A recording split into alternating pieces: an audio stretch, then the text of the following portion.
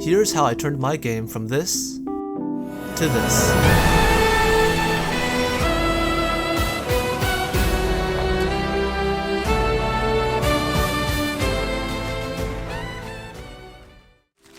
Hey, this is me, and I'm making my dream game at 17 years old. To catch up to speed, for over a year now, I've been working on this game called Slime Voyage.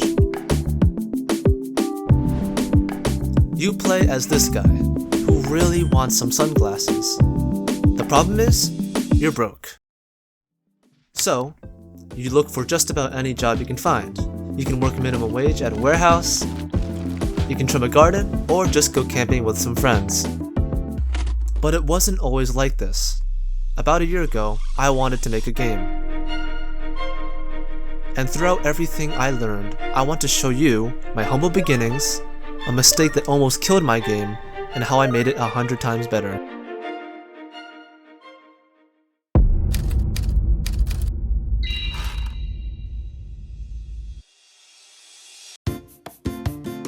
It's hard to get started with a blank canvas, and that brings the question, what type of game do I even want this to be? What genre and what style? Here's a list. I want a game that anyone can play.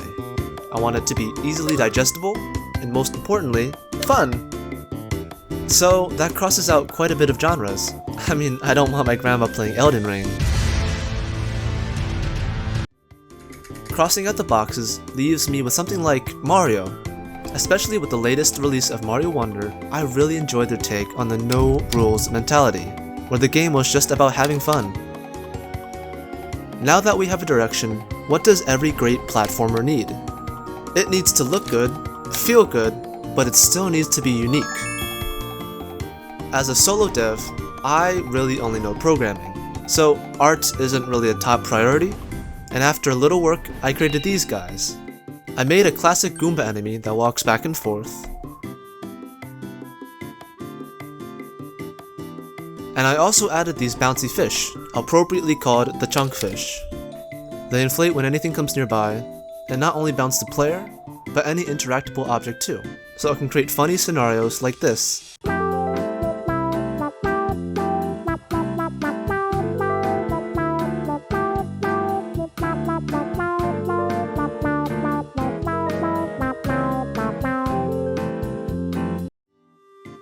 Great, now that's done. So does it look good? How about movement? Unique mechanics.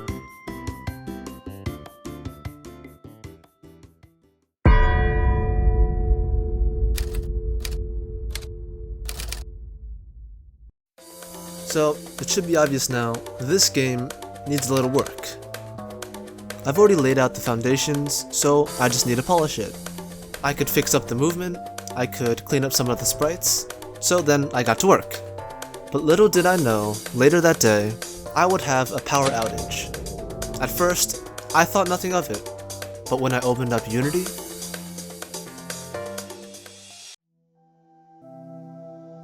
it seemed like most of my files were either lost or corrupted, and it just kinda left me with these big blocks of red meat in my scenes. And just like that, about a month's work just right down the drain.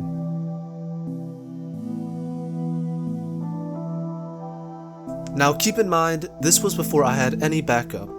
Back then, it was still just a tech demo. Had I lost anything, I'd rather it be now than later. Back to square one. But honestly, sometimes a fresh start is exactly what you need. And this time, I had exactly 2 tricks up my sleeve, which transitions right to how I revived my game.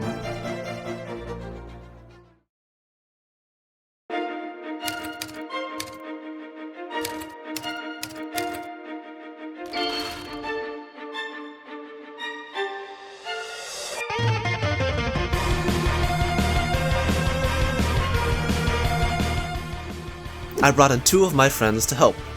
Now I think is a good point to explain. If you looked in the title, you'd probably be confused by what chunked chats is. Well, first, the problem I had was my friend, who actually composed music for an indie dev, never ended up getting credit, and I'm a huge advocate for representing everyone in a team. So in these devlogs, or chunked chats, I not only show my creative process, but the process of everyone else in the team. Now that's out of the way, I want you to meet someone.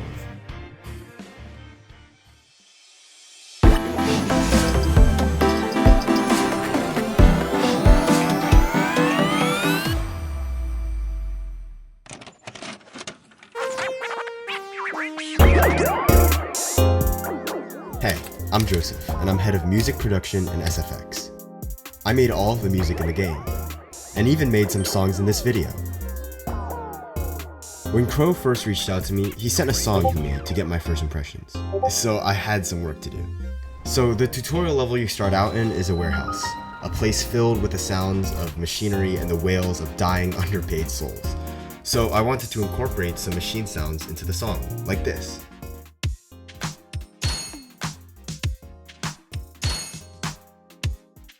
I also wanted to add an alarm of some sort to add to the hectic environment of the workplace.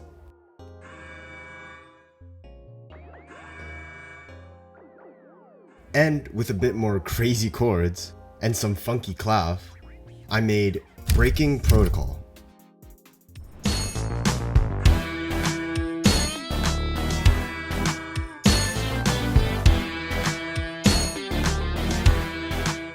If you want to hear the rest of the song or any other stuff I've made, check out the OSTs on the channel or play the demo to hear in-game.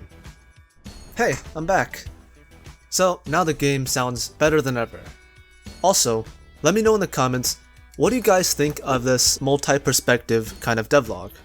I really haven't seen any other dev do it, so I hope you guys enjoy it. Anyways, how are we gonna make this game look better?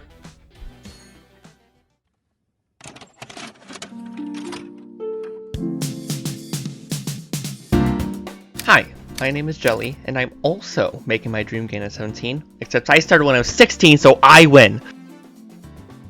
When Crow approached me to work on this game, I figured it would be a great opportunity to hone my art skills, so I chose to accept. Shockingly enough, however, accepting work meant that I would have to do work, so I got to it. As with anything, there were many rough drafts throughout the designing process. Every game needs a protagonist, right? Well, what's better than a cute, green, easy to sprite blob? Meet Slime, though this may not be the slime you know and love today.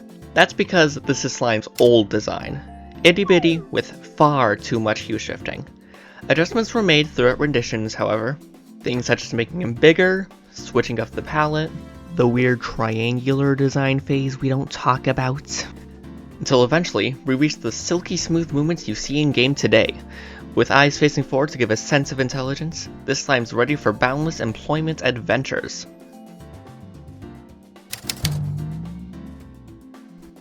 The most notable thing of Crow's concept image I showed you here is, of course, the garish, messy excuse for a background. The second most notable thing is, well, the chunkfish, or at least chunkfish in their earliest incarnation.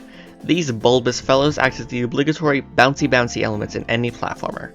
Except fish, rather than spring, because we're cooler. So I got right to spriting. And, well, my first draft really wasn't that much better, but I kept at it, taking advice from Crow to size up the eyes and ditch the spikes. Eventually this beautiful boy came to be. Unfortunately, though, he's really ugly. It worked for a while, but in the end, resprites were due. Here's what we were hoping for. With adorable fins, bulbous eyes, and a vacant stare, this little fishie's perfectly marketable. The plan is going perfectly! We will make $12 chunkillion in no time! Yep, that's how I did it. It's about a year of work condensed into about 10 minutes. Huh.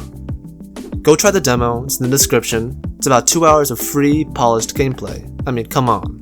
Also, you don't have to, but I put a lot of work in everything. The game, the design, this video, so it'd mean the world to me if you helped back my Kickstarter.